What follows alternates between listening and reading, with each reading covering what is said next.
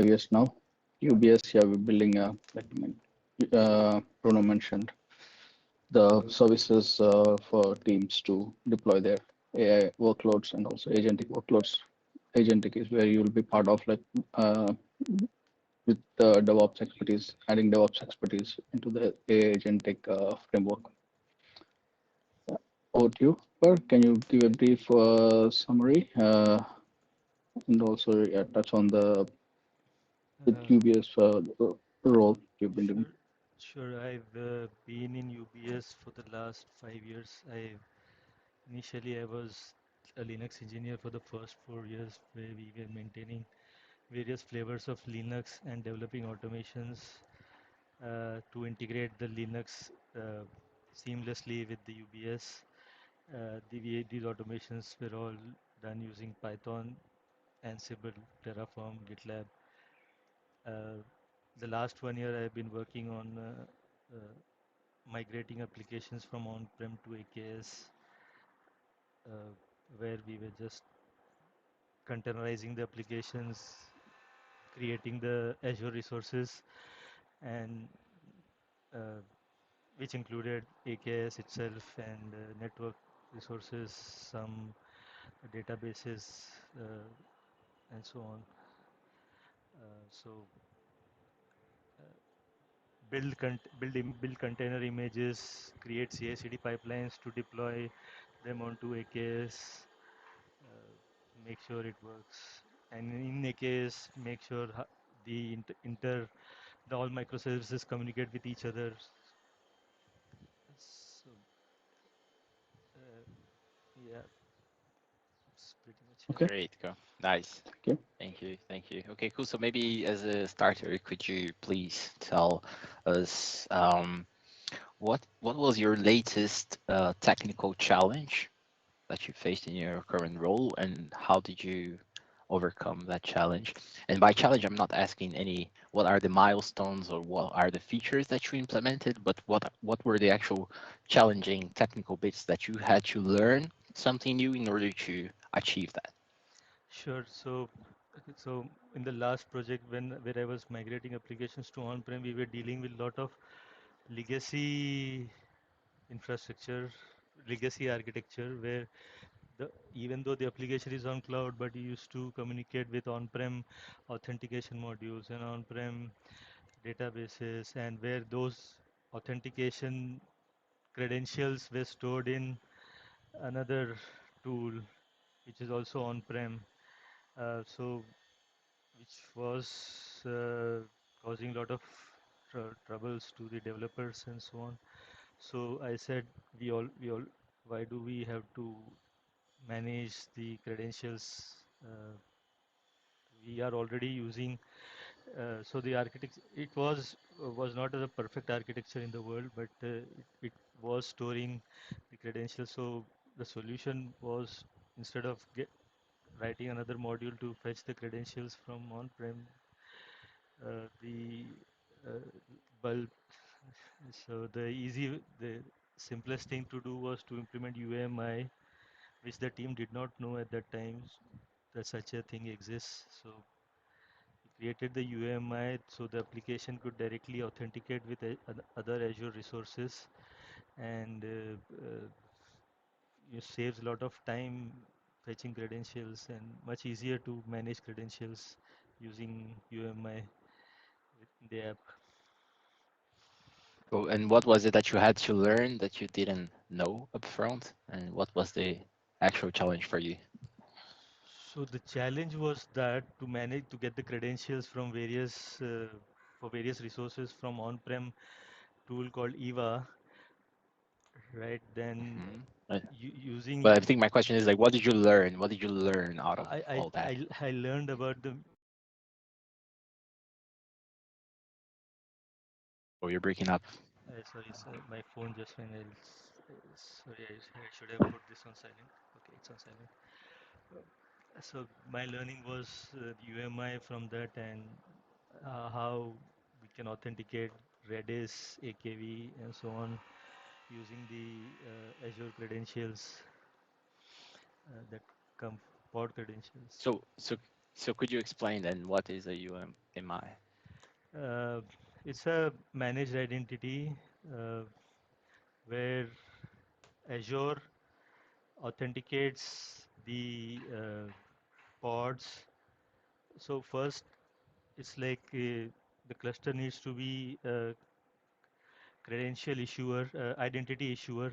So we enable OIDC on the cluster, and that identity issuer from the AKS needs to authenticate with the Azure AD, and using that, once that federation is successful, the AD knows the AKS and all the pods that created that we create in the future with a specific service account to give access to all Azure resources. So by using some default Azure library credential called Azure default credential libraries, uh, we initiate those libraries to give us the authentication to resources. Uh, And how do you make a UAMI be able to access an external service? External service. External service out of its own namespaces. Could be the same cluster.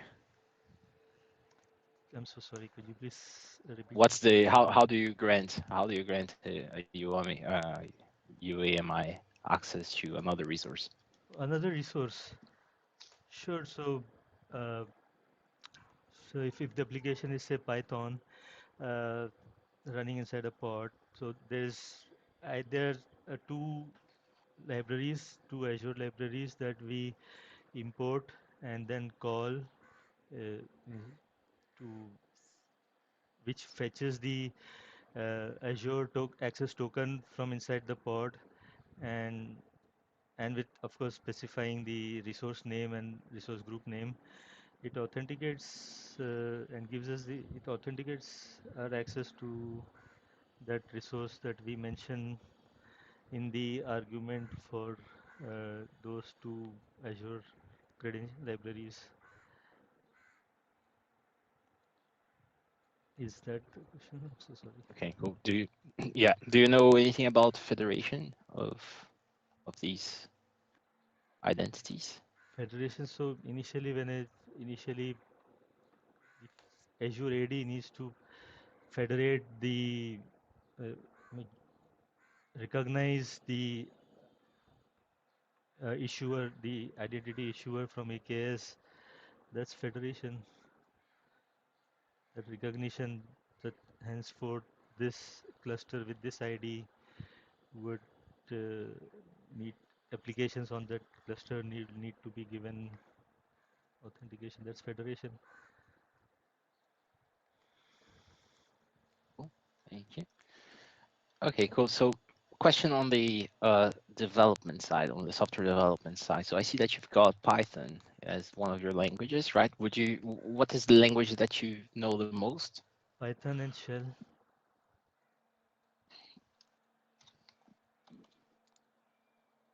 Python and Shell. Yeah. All right, cool. Okay, so I'm gonna share my screen right now with you. So we're gonna go through some Python code, right? Oh, Okay. share it. Okay, so what I expect from you here is gonna be like a pair session, right? So the first part is just to explain what you see, and then second part will be to implement the tests for that. It will be just one basic test, okay? First of all, like, are you able to see the screen? Is it fine? Yeah, I can see the screen. Yes, but the text is too small. Yeah, Is it possible it's to too small. zoom?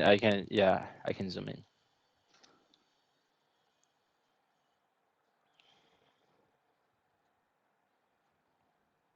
It hasn't changed. Oh, Is it better yeah, now? it's better now. Okay. Is dark theme okay for Yeah, you, it's or do you okay. prefer it white? Okay, cool. Okay, cool. So first of all, like I'm interested on your thinking process. So could you explain what you see? I see a class definition, and in the class there's some constructor in it, and then Hmm. there's a method in it, deploy apply sorry apply. There's another method, Hmm. iterate, and it says if in the main, then execute these four lines, and then in the Hmm. fifth line number 29 it says uh, line number 29 it says zip f underscore, which is the Hmm. iterable characters, which is calling the class and passing characters, the list, uh, as an input to the class, and the object then yield from item for item in self-loaded triple input. It goes over the list, and if guard item, I'm not sure what guard is. If guard is, if So that, guard is a parameter that this method takes, and it's a callable. Do you know a callable yeah, in Python? yeah. Hmm. So if it's if the if condition satisfies, that the result is sent to the item is saved, is returned if the if condition is satisfied, and that and f underscore, and the same thing is done Hmm. over Okay, the cool. So numbers also. nice. So let's go for the characters first. Okay.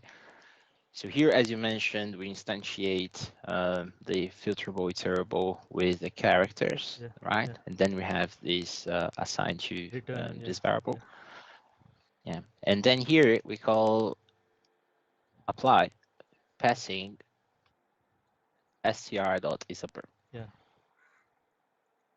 right. Cool. So what does this return? So apply apply the function is, so is if it's upper, then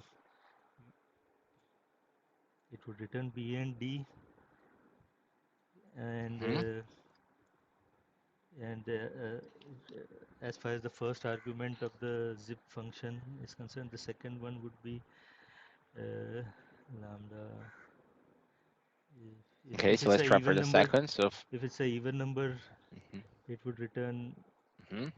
that those even numbers. So it would return b, d, 2 and 4 zipped upper Hmm. evens. BD 2 and 4. Cool. And for the next one, Okay, yeah, it's a lower. So it would return what is left, a, c, 1, 3. AC 1 3. And what does the zip do? Uh, Zip, by the name of it, I would say it adds two lists together, Hmm. appends, Combine the two variables. sorry, Uh-huh. Yeah. Yes, it will zip two variables into one single iterable. uh, uh, yes, I mean it yields an iterable of iterables, right? Because you're zipping, and each element on the left is a whole new list, right? So it's a list of lists. Yeah. So create and return a new object. Yeah, cool. Right. So in the end, what is the output? So I'm gonna put a breakpoint here. And we're gonna debug together. Okay. So iterate and print. Uh, could you please scroll up? Is iterate and print defined in the program, in the file? Uh, yes, iterate and print is here. Okay. Okay, just for print. Okay. Fine. Please execute. Mhm. Well, you tell me what's going to print out. The first one. I don't see an error yet. Let's see an error. Not an error. There's not an error. No errors. Why you're expecting an error? So you said let's I troubleshoot. want to know what's going to print out. Yeah. Let's go through it and see. It would print. I want to know what's going to It, print. it Yeah. would print in each line B, next line D, next line 2, and next 4. That would be true if we iterated through this list, but we're doing the zip, Okay. So right? So we're zipping first with first, second with second. This with this, and this with this.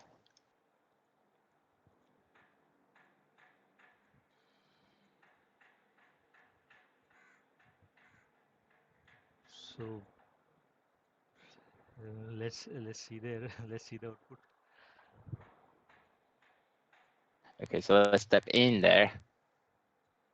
And there you go. First element, B, 2. 2, Okay. and we print. D, And the second, D4. D, 4, and we print. Cool. How about for the following one? Same A, C, and then D1, 3. Sorry. Say again? A, C. Sorry. Can you please show me the input Yeah. again? Input list again. Numbers list again. So it would be A, C. So A1 Look at the would be output. Look at A1. the output of the. Yeah, Yes. A1, Go. C3. A1, C3. Great. A1, C3. Nice one. Thank you. Thank Now, last but not least, let's implement a test.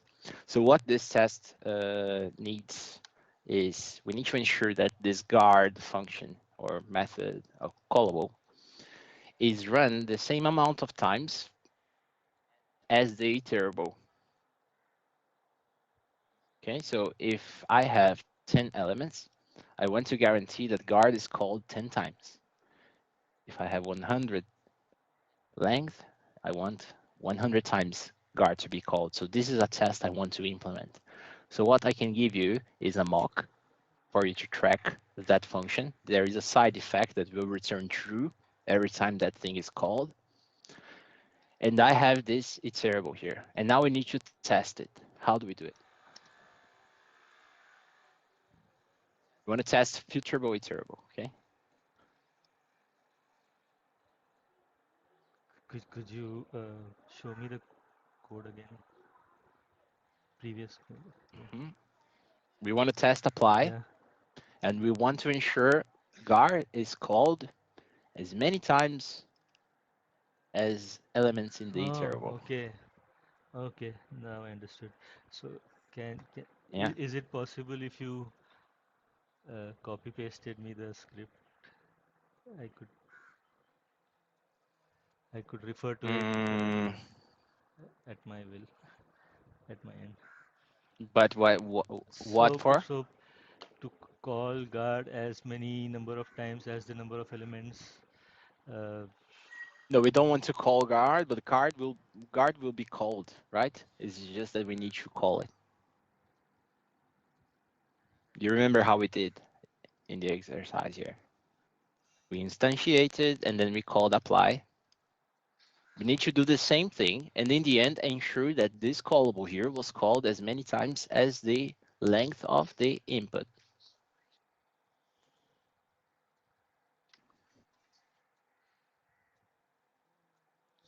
So what we need to do first. I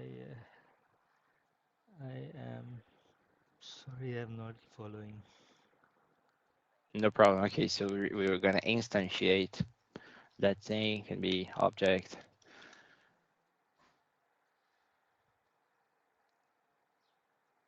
and then we're gonna instantiate, pass the iterable. And now we're gonna call object apply. We're gonna pass the mock.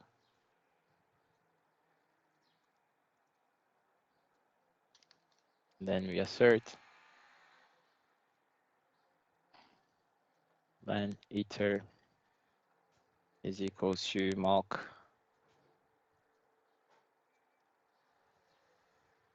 Call count. Does it make sense to you? Uh, what is call count? After call count. Call count is an attribute.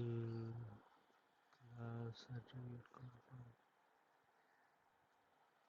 I didn't understand the assert sentence. The other top five lines is fine. I didn't understand the assert. So call count will be the amount of times this callable was called, Okay. or this mock on this case. Okay. And this mock is simulating a callable with a side effect. A side effect is something that you run, a callable. Okay. Okay. So we're passing the mock, we're passing an iterable. Okay. And now after I call apply, I want to ensure that this mock was called Okay. I understood. 3 Okay. times, which is the len. Yeah, now Now you I get it? yeah, I understood. Yes. Yes. Oh. Cool. So when we run this,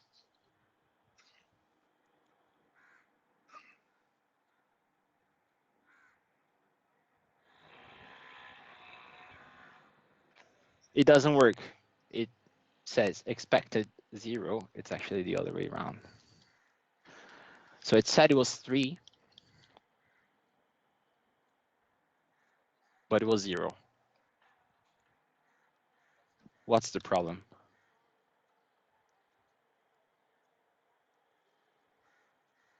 Let's run again.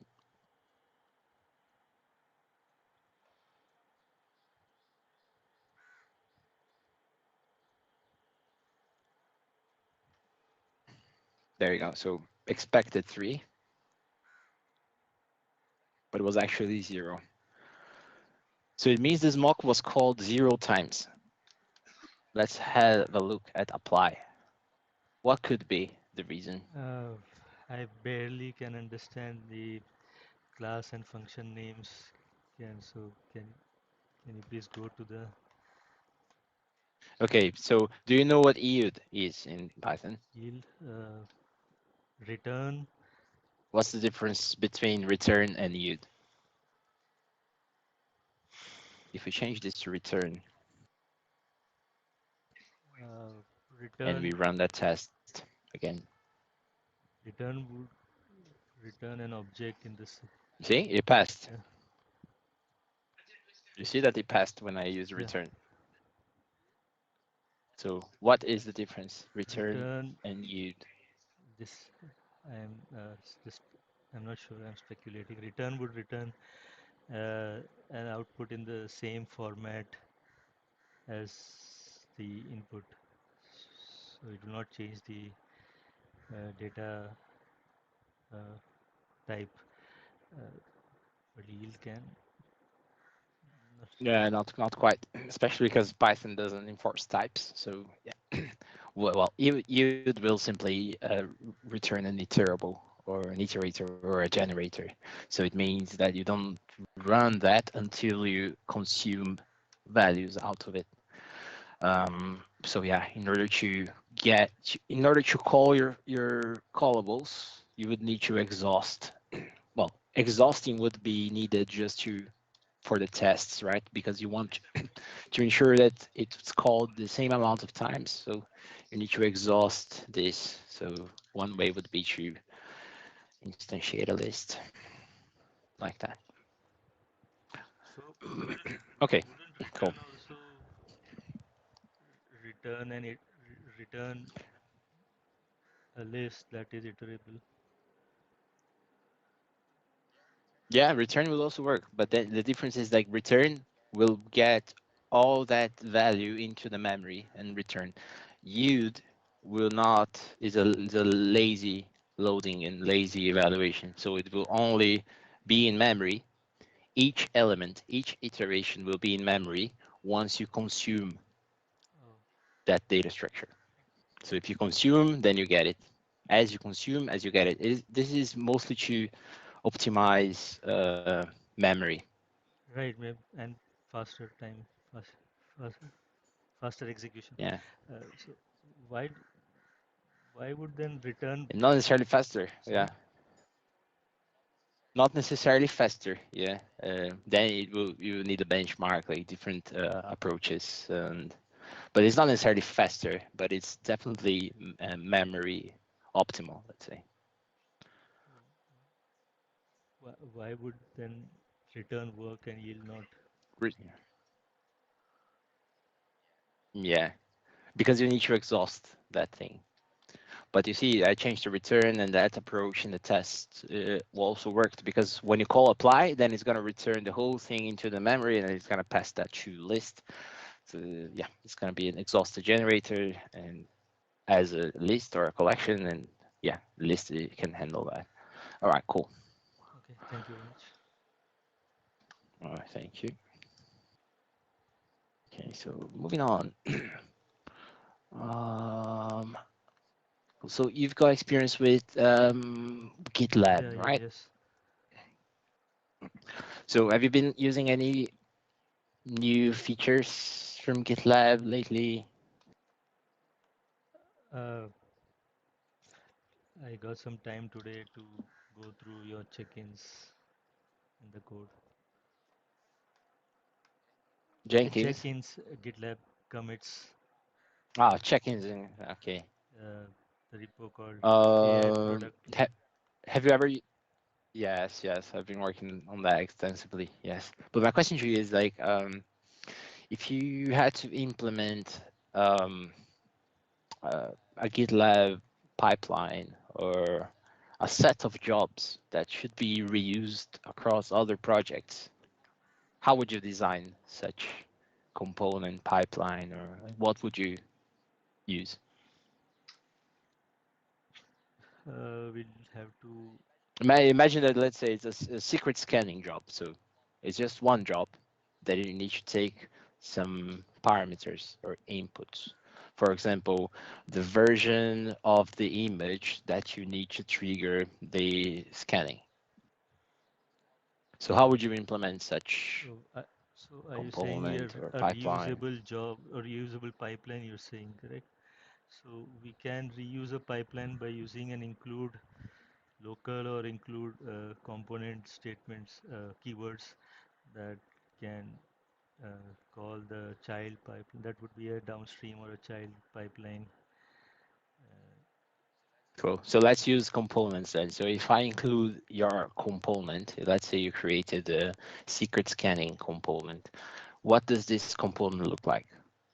so it would be it would have a GitLab CI YAML file, and the it would have the container image that would run our code, scanning code, and A GitLab CI YAML would be for the project, right? If you're using components, you need to have that in a special place.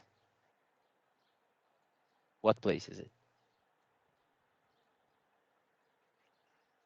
can you Have you ever created a component, GitLab component? have used a component.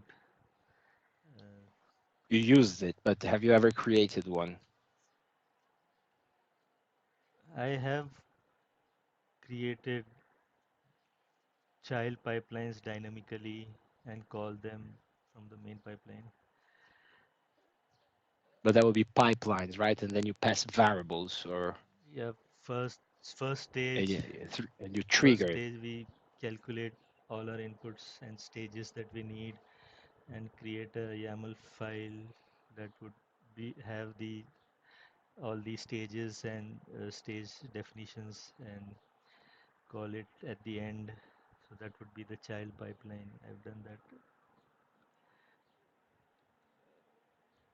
How to do. So can you please Okay. Have you ever used inputs? yeah, spec inputs, yeah, spec inputs.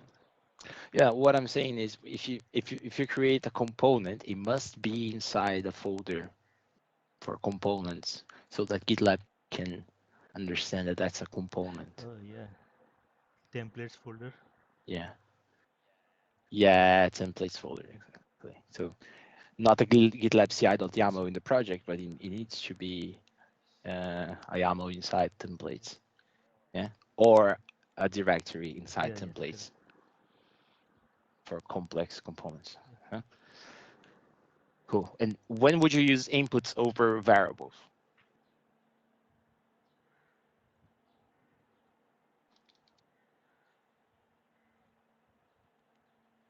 For a larger pipeline, we use inputs because it is easier to override and define defaults. When there are too many, we use inputs. Uh, Okay, so if it's large, you use inputs. If it's not that large, you use variables. Is it?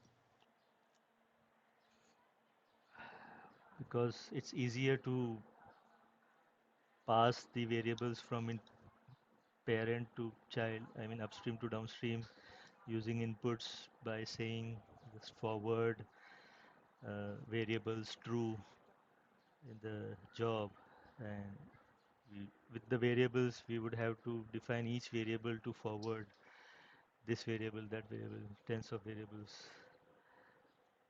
with individual variables.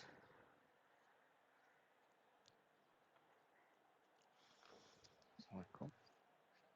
Prashant, have you got any?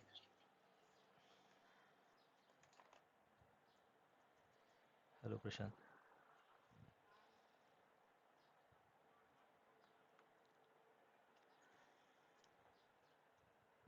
Is it? Am I still connected with you? Are you there?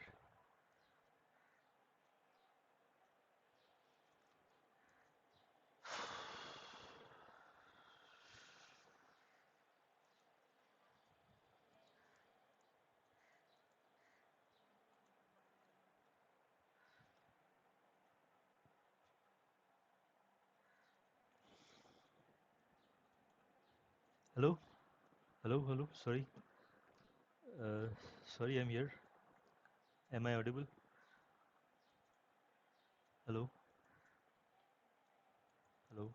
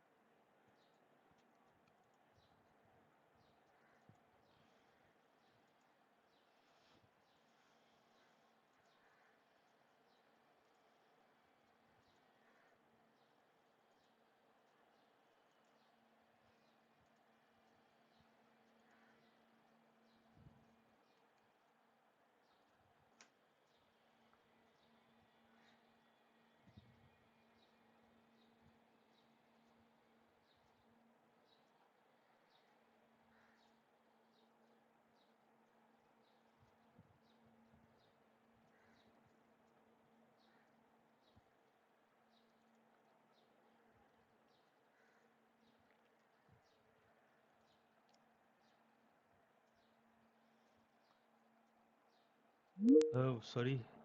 Am I? I hope. Sorry, a little temporary internet disconnection. Am I? You're muted.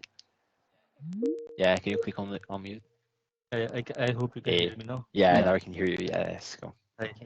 Sorry. My sincere apologies for that. no No problem. problem, no problem. So yeah, I was asking during the migration of monolith to microservices, AKS and UBS, what were the major benefits you derived out of it?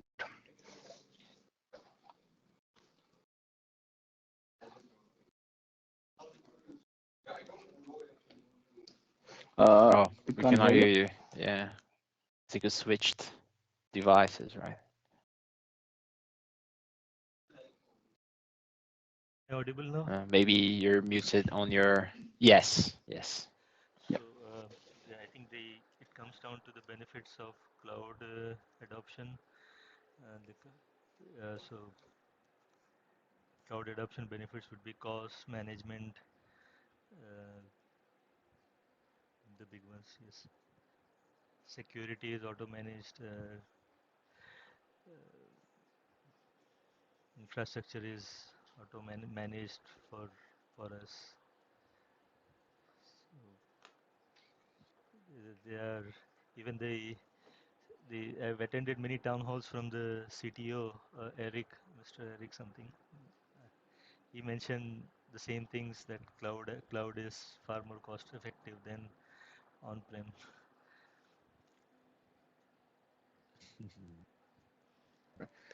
Okay, let me ask a few questions like during related to migration.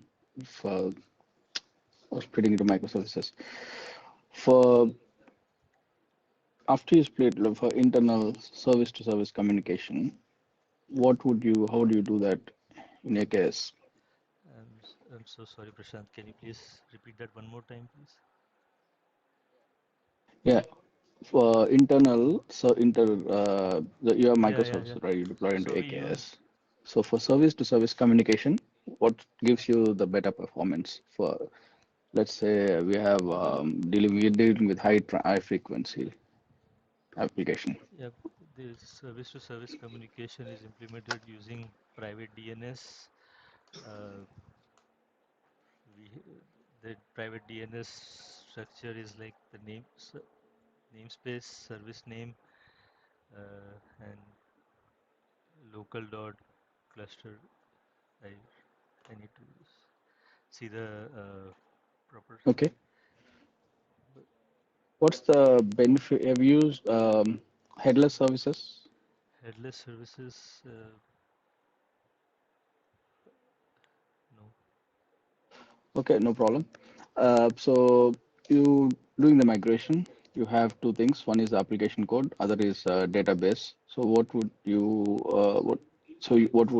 do the first thing? Do you split the database first for because right now it's monolith, right? It's more I mean before it's monolith, so one database for the entire application, and now you have 10 app microservices. So do you start with splitting the database? How would you approach that? Uh, I have worked as a DevOps engineer. I've not yet have gotten a chance to work on database. Okay, no problem. Um, because you mentioned a lot around GitLab, can you give in general overview of the GitLab pipeline to manage the life cycle? Ideally, I would have asked for machine learning workload, but I guess you don't have any experience on the ML workload, right? No, I've yet to read upon. Okay, you can no worries. You can tell from the traditional application perspective. Like if I ask you to, design a CI/CD pipeline, GitLab in the GitLab, how would you handle the life cycle? Just talk about like how you did. Like I mean, I'll maybe I can dig in into any specific things Yeah, if you you just know give Yeah. it overall. SDLC, yeah, software development lifecycle, right? So, like, how would you solve it? So in SDLC, there's also the last stages of decommissioning, and I'm not sure how do we decommission using a GitLab pipeline. First, it would be Mm. the stages would be like first we scan the code. First, we check in the code, then we scan the code for uh, many things. Then we build it, then deploy it, then monitor it, uh, and then sorry, before deploying, we test it and then deploy it, and then deploy it, then monitor it, and after monitoring, uh, Okay. Have you had any experience in dealing with promotions or version management, or let's say A/B testing, comparing different versions of the artifact? yes, yes, Can you tell us a bit more, like what you have done in that area? Uh, when you said A/B testing, it sounded like the blue-green deployment. So we deploy in a green infrastructure. Yeah, it's fine. It could be. Yeah. How did you manage blue green? Blue-green, simple. We What was the create a strategy? we create a branch, GitLab branch, deploy it in different namespace, create a new namespace and deploy it in that namespace. That would be our existing is green, the new one would be blue, and then we create some ingress rules to divert 10% of the traffic to blue and monitor it for a few days, and then we increase the traffic to blue and slowly phase out the green, or we can create. Okay, all right. Um, I'll ask a question around the scaling, because you have a lot of AKS experience. How do you design auto Uh, scaling the, on AKS that considers both CPU and GPU resources? Because that is really important for ML and even sure, sure, sure. AI agentic LLM workloads. So there's a Sorry, I have to add while managing costs effectively. yeah, so there's a object in Kubernetes called horizontal pod autoscaler, which can be configured based on deployments. I mean, we select the deployments based on the deployments labels, uh, and then we define rules in that horizontal pod autoscaler to uh, and then we define rules in the horizontal pod autoscaler to uh, if the CPU or GPU reaches this level of usage, create one more pod, uh, increase the replica count by one, two, or what, as many as we want. And if it reduces the CPU GPU uses comes down below a threshold, the same needs to be deleted. The extra pods that we created need to be, that would handle the cost effectiveness. Any other things that you wanted to mention to save costs? We have a large team, data engineers, ML engineers. Let's say 20 of them. Let's say, okay, 10, 20 is a big number. Let's say 10 of them. Uh, they all like spin up CPU clusters. What are the different things you can do to have a tab on the costs being in a platform team? I'm sorry, so sorry. Could you please say that one more time? No, like, I mean, how do you There's a control the costs? large, Like, I'm saying there's a large team and so many people are using HPA to scale, spinning up GPU using clusters. HPA to Yeah. scale the application. Okay, so I would do it more granularly, say if say adding maybe 3 instances when the threshold reaches, I would say add only one and reduce the number of new pods that are created, new replicas are created. That would help. Okay. Okay. No worries. I can take that. A bit about security.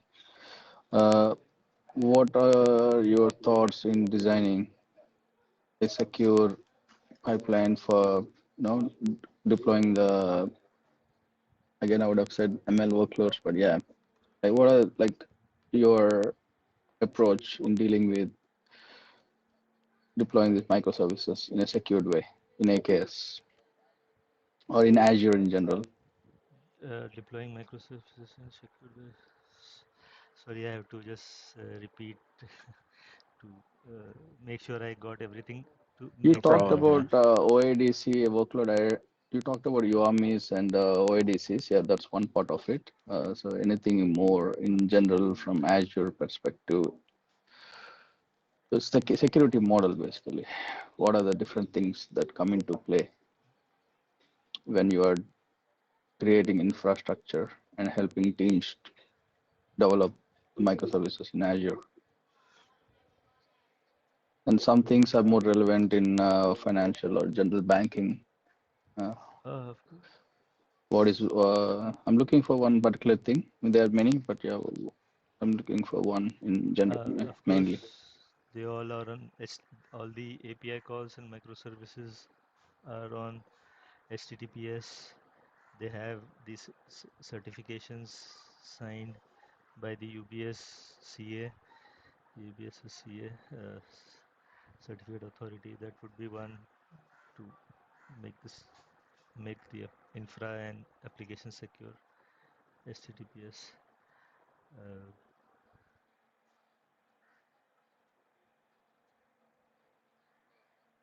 The yeah, principle of PLP, yeah, least privileges. yeah, of course. RBAC, role-based access control. Uh, Yeah. and then role-based access control on each service principal. Um, yeah, right. Um, Network have you networking dealt rules, with ACLs, you mhm, to control the network packet flow. yeah, network, Yeah, yeah, network network policies. policies and all. Yes. Yeah, sure. Yeah, different question. Between stateful and stateless services, how do you manage the scaling, ability to scale? What are the things that are different for stateful services? For stateful services, we need to store the state on a database. We'll have to create a storage physical volume object and the physical volume claim object. Uh, and those two objects needs to be referenced in a deployment uh, so that the pods created by the deployment can access the storages. And as far as scaling is concerned, the I think the deployment object would take care of the creating more replicas of PV and PVC as well. So what you mentioned about deployment object type. So what object types you want to do use for stateful deployment? Stateful. Let's say we have a Postgres database microservice. What deployment object in Kubernetes? What object type you want to use? Uh, are you saying we need to create a database inside AKS? Like stateful, I mean the state, the microservice, it uses state, so it uses database, RDBMS, like my Oh, PostgreSQL. so but for by stateful, I only understood having giving storage access to an application so that it can state some output. But if application can connect to a database to store whatever it wants to store, uh, and the scaling of that application, with if the database is able to accept many concurrent read and writes, don't we need to, I don't think we need to create anything explicitly to scale up the database. We only need to scale up the instances Have of our you pods. hmm, All those pods can write concurrently to the database. And have you used stateful sets in Kubernetes? Stateful sets type. I've created stateful pods, stateful sets, to see. No worries. Yeah, no problem. I think I touched to most of the questions I wanted to ask Bruno. Um, Yeah, I think yeah, we're just thanks. in time. Yeah, cool. I think maybe now, Akbar, if you'd like to shoot us any questions you have, shoot to kill. I don't It's your have turn the now. license to shoot to kill. Good Nice one. Have you got any questions for us? What can I ask? Uh, I don't know if you are you curious how did about I do? anything. How did you do? I, That's something I'll have to talk to you, Prashant, because we've got all our notes and we have the role. So like we need to analyze if it's a good fit. Yeah. Apart from that question, any other question? yeah, yeah, I would just like to thank you for interviewing me, spending some time with me. Right, cool. All right, awesome. Oh, thank you for spending your time with us, and I wish you a lovely day, and we'll let you know Thank as soon you. as possible. Thank you. Have a good day, Prashant. Thank Thank you, you, Akbar. Akbar. Cheers. Thank you, It Have a was good good one. talking Bye to you. bye. Have a good day. Bye. You too. Bye bye.